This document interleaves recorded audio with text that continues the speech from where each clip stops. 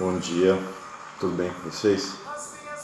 A gente vai orar para a gente poder começar a fazer aquilo que a gente veio fazer hoje, tá bom? Te damos graças, Senhor, e te bendizemos por mais um dia, por a oportunidade de louvar o Senhor, de se derramar diante de Ti. Obrigado, Pai. Obrigado por essa grande oportunidade de estar falando às crianças da nossa igreja, especialmente aos juniores, que o Senhor derrame a Tua graça e a Tua vontade no coração deles, ó Pai. Que eles possam ser enchidos com o Teu poder, o poder que transforma as vidas das pessoas. Em quem? Através do Seu Filho Jesus Cristo, que derramou o Seu Filho, a Sua vida na cruz. Obrigado pela oportunidade de chegar diante do Senhor e louvá-lo e bendizer o Teu nome. Obrigado por tudo aquilo que o Senhor já fez e vai continuar fazendo. Você está escutando essa música? Que está aqui ao fundo. O tio depois vai mandar o link. E é desejo do tio que você depois, quando você tiver um tempo, escute e desfrute desse louvor, que é um louvor antigo, mas ele foi repaginado, ele foi feito de uma forma diferente por esse irmão e é uma roupagem muito legal. Fala a respeito do nosso Deus, um dos nossos Deus, que é o Espírito Santo, né? Porque a gente tem que lembrar que é o Espírito Pai, Filho e o Espírito Santo. Os três em um, né? Todos com os mesmos poderes, tudo. E Ele é o que nos convence da nossa condição, do nosso pecado, do nosso distanciamento do Senhor. Tá bom? Então vamos partir para a nossa aventura e depois eu te mando esse link dessa música, tá ok? Vamos lá. Então, a gente já, até o momento, a gente já viu algumas qualidades e aquilo que Jesus fazia enquanto esteve aqui na terra, né? Ele foi o carpinteiro, ele foi o ajudador, ele foi o professor, mas também tinha situações onde ele aconteceu antes do seu nascimento, depois do seu nascimento, a sua vida terrena, após a sua morte, né? Promessas, verdades que a gente viu na aula. Lembrar também, foi uma das últimas aulas a respeito também a sua volta, né? Como seria a sua volta. Estava me passando aqui e eu quase acabei esquecendo a respeito da Páscoa, onde eu mandei 2 áudios, Êxodo 3 e Êxodo 12, falando a respeito daquilo que iria acontecer, né, os eventos que se antecederam ao dia do anjo que passou no arraial de Israel naquela época, na terra de Gósen. Então, essas foram as nossas aulas anteriores. E agora nós temos uma nova investigação a fazer, né? Como investigadores que somos, alguns auxiliares, assim como eu, né? Porque o investigador principal é o nosso Jesus, né? É que está à nossa frente, é o que nos ensina, é o que nos capacita a querer fazer algo mais, né? Mas antes de entrar na lição, eu queria dar um pano de fundo para vocês do que antecede a nossa lição propriamente dita, né? Então, todo bom investigador ele tem algumas informações aqui, então vou pegar as minhas anotações, isso é muito importante. Nas minhas anotações, eu já vou deixar aqui o mistério e o eureka para vocês, tá certo? O mistério é o seguinte, anotem aí, tá? Não posso ser visto, mas também fico triste. Quem sou eu? De novo, mistério. Não posso ser visto, mas também fico triste. Quem sou eu? E o eureka. O Espírito Santo não pode ser visto e se entristece com os nossos pecados. Olha o eureka de novo aí. O Espírito Santo não pode ser visto e se entristece com os nossos pecados. Todo o bom investigador, ele tem as anotações dele feitas. Em tudo aquilo que ele vai fazer, ele vai investigar. Eu percebi que o investigador Júlio lá chegou lá com a Júlia, falou, chegou com uma revista ou alguma coisa na mão. Então, todo bom investigador, ele tem que ter algo na mão. Ele não pode ir para uma investigação simplesmente... Não, muito pelo contrário, ele tem que ter alguns elementos para poder fazer a sua boa investigação, certo? Mas vamos lá, propriamente dito. Estavam acontecendo algumas coisas na época em questão. E o que estava acontecendo na época em questão? Eis a questão. O que aconteceu antes da nossa investigação? Aconteceu o quê? Pedro e João encontraram um determinado camarada que só fazia 40 anos que ele ficava sentado. E por quê? Porque ele era paralítico, ele não podia andar. Só 40 anos.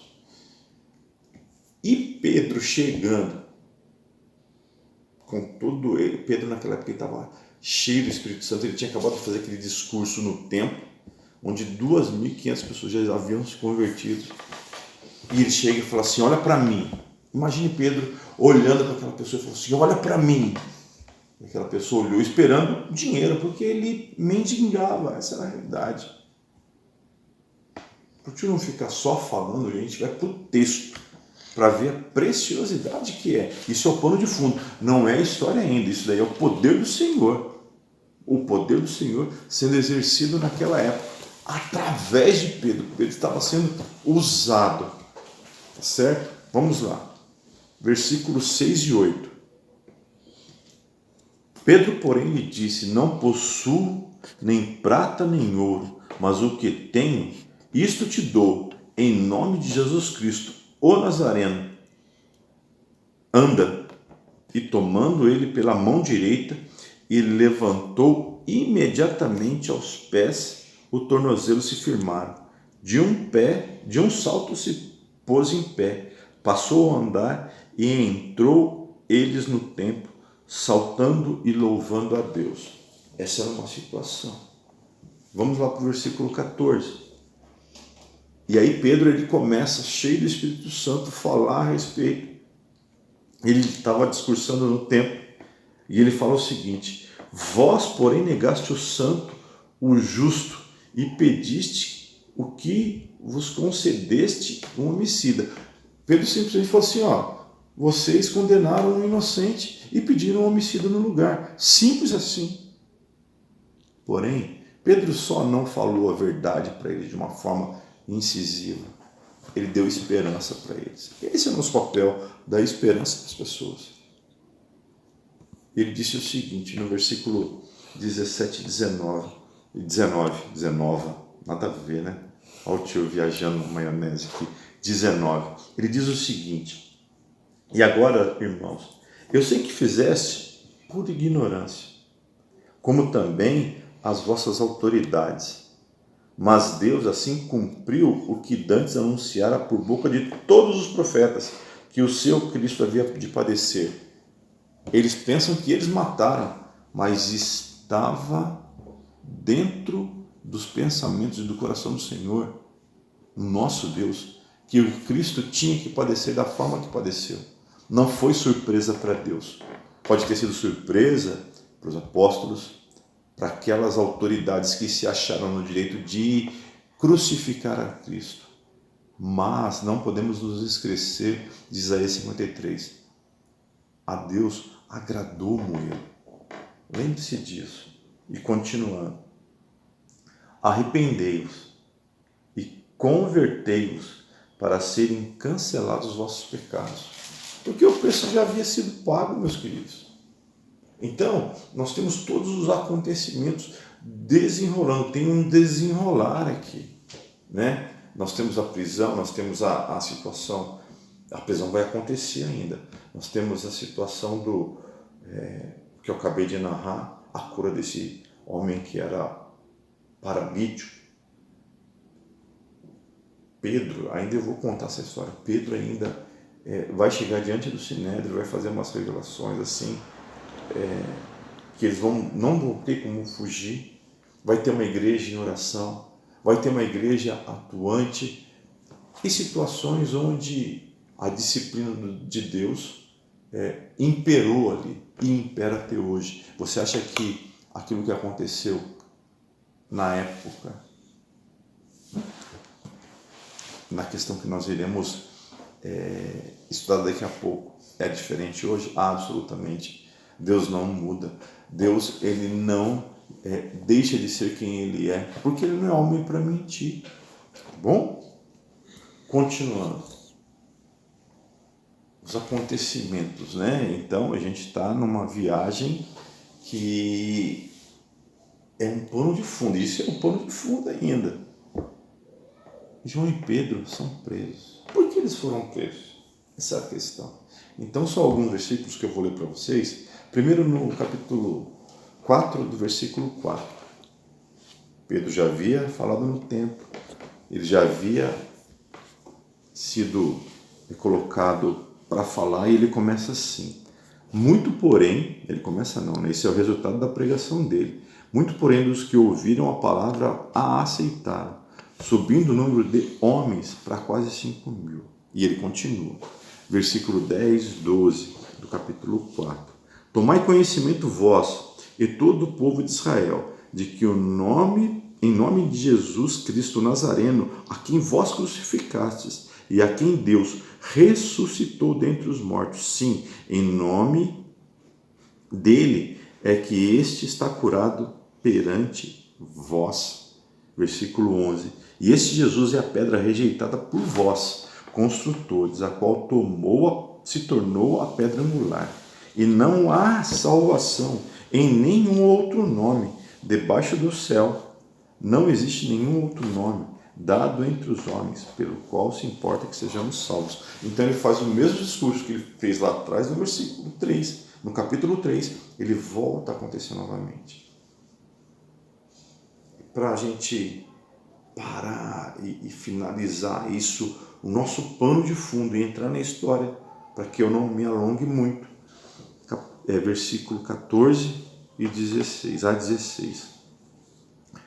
Vendo com eles o homem que fora curado, nada tinha que dizer, em contrário, e mandando sair do sinédrio, consultavam entre si, dizendo: olha a situação do povo de Israel, olha por quem espiritualmente Israel estava sendo conduzido. Que faremos a estes homens? Pois, na verdade, é manifesto que todos os habitantes de Jerusalém, que um sinal notório foi feito por eles, e não podemos negar. Ué, se eles não podem negar, se tivesse oportunidade, eles negariam? Com toda certeza, porque estavam longe de Deus. Então, o que eu vejo aqui? Eles viviam numa mentira. A vida deles era uma mentira. Agora, será que não estava no controle de Deus? Estava. Isso era para demonstrar que pessoas com baixo conhecimento eles consideravam e viam Pedro e João como homens incultos. Eles não tinham cultura. Eles eram homens iletrados, que eram pescadores, pessoas simples. E falando do jeito que eles estavam falando, eles reconheciam que aqueles homens estavam com Jesus. Poder de Deus, queridos. Isso era o poder de Deus. E a pergunta que fica no ar é: o que nós estamos investigando? O que nós estamos fazendo essa investigação? A nossa investigação é quem é Deus? Por as nossas descrições e por aquilo que eu tenho dito, quem é Deus? Os objetivos dessa lição. Ô Levi, lembrei de você, eu vou ler, tá? O Levi sempre fala assim, tio, você está lendo? Realmente, agora eu vou ler, porque não tem como guardar tudo.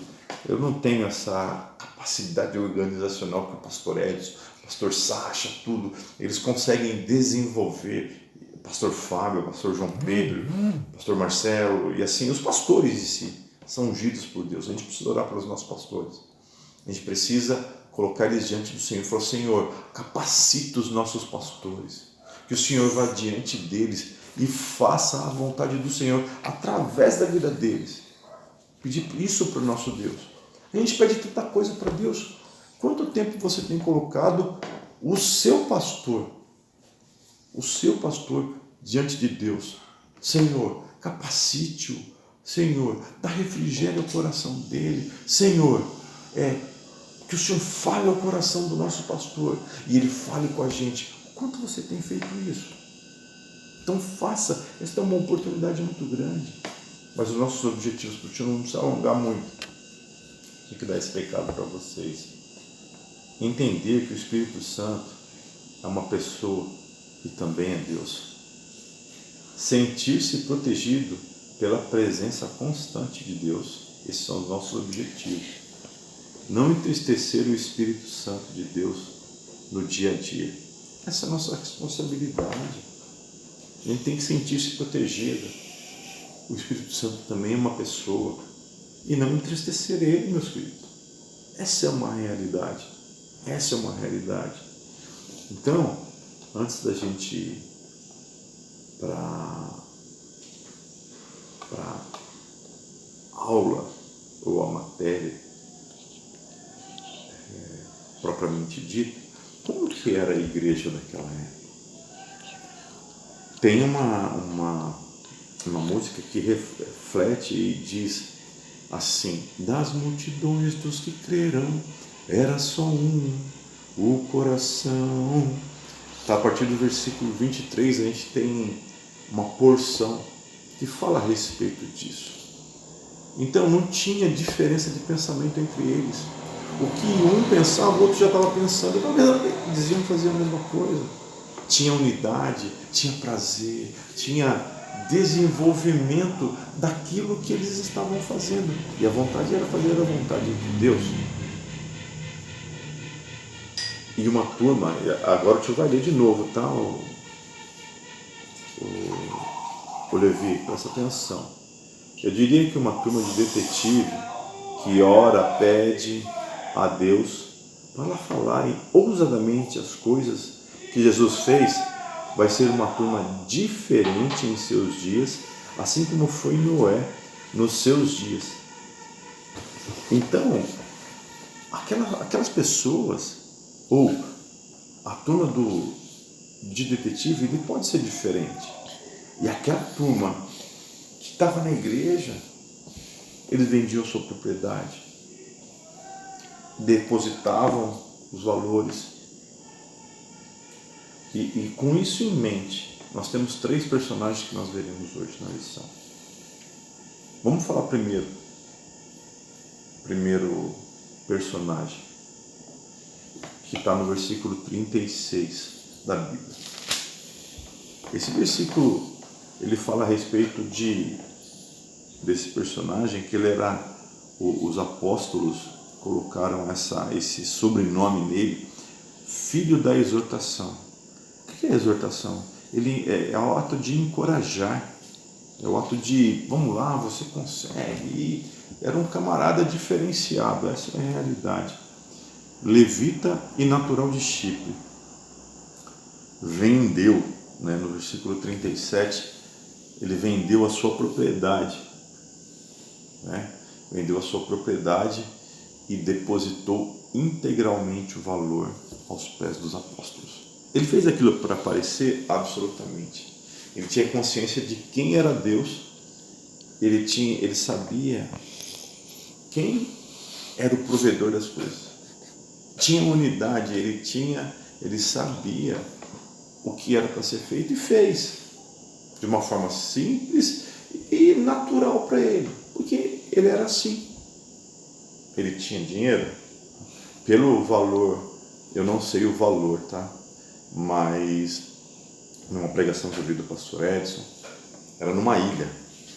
E quem tinha um terreno numa ilha, o cara não era fraco, não. O cara não era fraco, o cara tinha dinheiro. E chegamos, esse é só o pano de fundo, tá? E chegamos, vamos colocar assim, na nossa lição. Queridos, os outros dois personagens é, no mínimo, triste a situação deles. Essa é a realidade.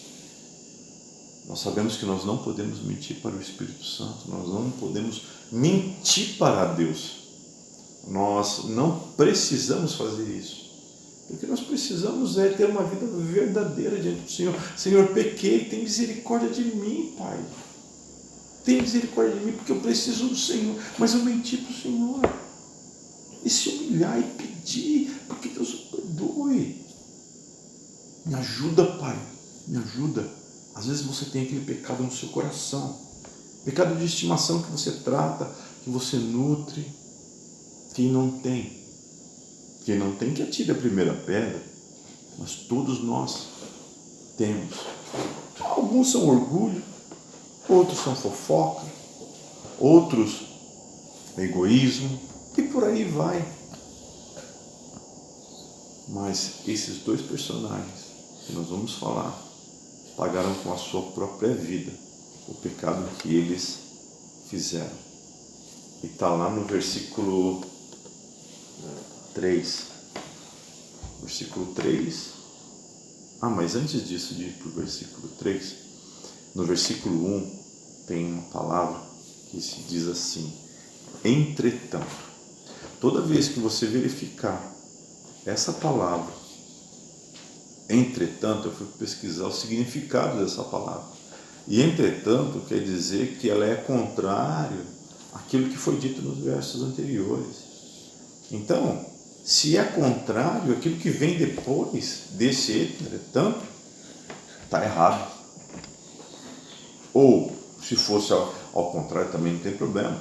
Mas, entretanto, então, aquilo que vem depois do entretanto, vai estar errado. E vocês verão.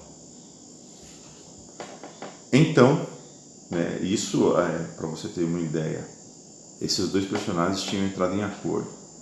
Viram que aquilo que o outro personagem, que se chama Barnabé, tinha feito, eles estavam no meio da igreja e falaram: mulher, vamos vender a nossa propriedade, mas vamos falar que a gente vendeu por todo esse valor, só que a gente fica com metade.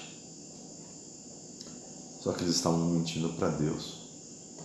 Eles estavam tentando mentir para Deus, porque para Deus você não mente. Você pode mentir para o seu pai, para sua mãe, para o professor, isso, aquilo, mas para Deus você não mente. E aí, eles entram em acordo: vamos fazer isso? Vamos, beleza, joia. Versículo 3. Então disse Pedro: Ananias, por que encheu Satanás o teu coração para que mentisse ao Espírito Santo, conservando parte do valor do campo? Pedro falando: conservando porventura não seria teu, e vendido não estaria em teu poder? Como, pois, assentasse no coração este desígnio? Não mentiste aos homens, mas a Deus. Ouvindo estas palavras, Ananias caiu e expirou, sobrevindo grande temor a todos os ouvintes. Pedro falou: Ananias, não era o terreno seu? O terreno não era seu? Por que você não reteve aquilo que você achava, que você entendia? Para que fazer isso? Você acha que você mentiu para homens?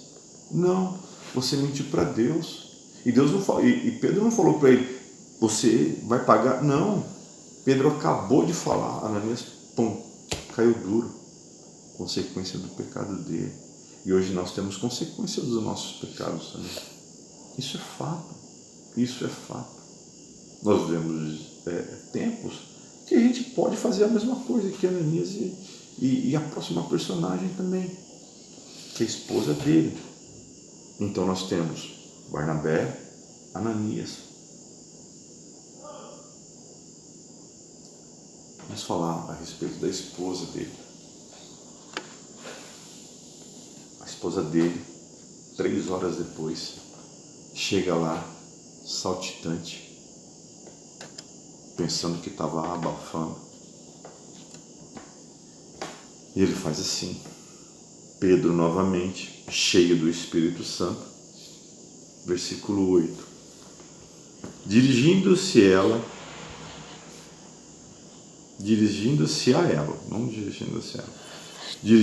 ela, perguntou-lhe: Dize-me, vendeste, portanto, aquela terra? E ela respondeu: Sim, portanto.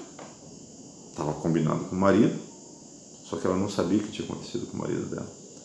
Tornou-lhe Pedro: Por que entraste em acordo para tentar o Espírito Santo? Eis aí a porta aos pés do que sepultaram teu marido, e a eles também te levarão. No mesmo instante, caiu ela aos pés de Pedro e esperou. E quando entrou os moços, já perceberam que ela já estava morta, já estava gelada. E quando as pessoas ouviram esse discurso, houve grande temor. E essa situação, essa é a nossa história. Uma história onde nós estamos vendo um Deus atuante, um Deus que transforma, um Deus que faz milagre, um Deus que é capaz de tirar a gente do nosso fundo, daquele pecado, e transformar as nossas vidas. Porém, aquilo que Deus faz é diferente do que o diabo faz. O diabo veio para roubar, matar e destruir. E ele é mentiroso desde o início. Ele é homicida. E Ananias e Safira preferiram ficar com o diabo. E eu queria, para finalizar, deixar umas duas situações. Primeiramente, que Deus possa abençoar a tua vida, que Deus possa capacitá-los nessa semana. Mas pense no seguinte: precisamos viver vidas voltadas com a verdade, sem mentiras, sem jogos de palavra, para o benefício próprio e sem medo. Você não precisa viver uma vida: eu vou fazer isso porque eu vou conseguir tal coisa, eu vou fazer aquilo para conseguir tal coisa. Não precisa. Tenha uma vida simples, tenha uma vida verdadeira diante do Senhor, porque ter uma vida verdadeira é que você vai poder dormir, fechar os seus olhos, e se você estiver dormindo e morrer, você vai encontrar o seu Salvador. Agora, se você não for salvo ainda, você vai encontrar o seu Salvador, que não é Deus. Tome cuidado, hein? Mas eu te queria falar mais 2 situações, mais 2 frases. Pois a verdade que nos liberta e nos dá vida, ela só vem de um jeito, ela só vem através de Jesus. Então, a verdade que nos liberta e nos dá vida vem através de Jesus. Essa é a nossa realidade. Só Jesus pode nos libertar. E para finalizar, a mentira nos aprisiona, nos deixa morto e nos faz parecido com o diabo. Simples assim.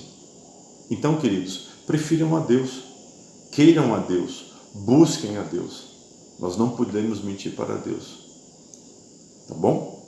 Que Deus possa abençoar grandemente a sua vida. A gente vai orar e que Deus possa fazer maravilhas essa semana através de você. Rogamos a Ti, ó Pai, obrigado e Te bendizemos por tudo aquilo que o Senhor já fez e vai continuar fazendo. Te agradecemos, ó Deus, por tudo aquilo que a Tua palavra nos diz e nos conforta. E é no precioso nome de Jesus que nós oramos. Amém. Amém.